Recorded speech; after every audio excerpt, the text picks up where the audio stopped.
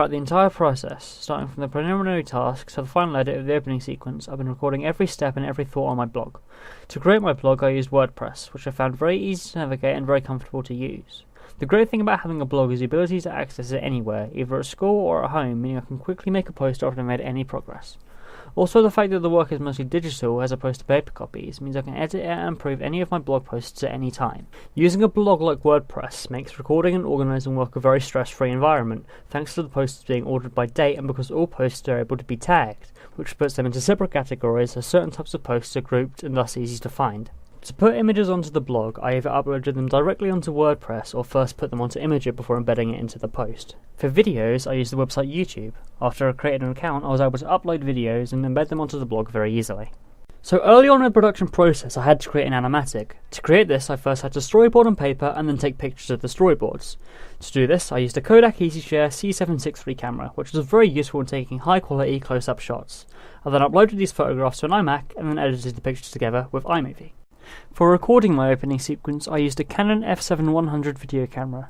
The camera for the most part was very good and easy to use. The only problem is that it randomly liked to go out of focus, but since I was recording at night, it's kind of understandable how easy this can happen.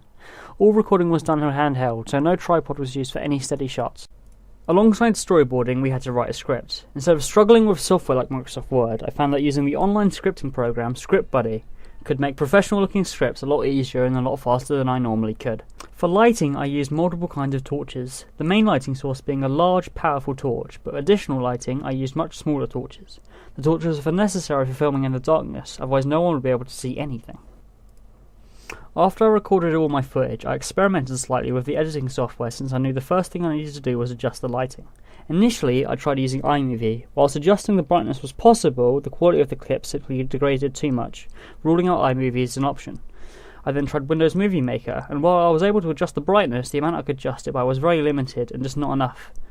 I also couldn't get an exported file from Windows Movie Maker onto an iMac, so that option was ruled out. Lastly, I tried using Final Cut Express. It took some searching, but I managed to find that adjusting the gamma of the shots did more and a better job than what iMovie and Windows Movie Maker could do. I used GarageBand to edit my music together since it is a much more advanced and flexible audio editing software than Final Cut Express. I also used some of the sounds available from GarageBand to enhance my work.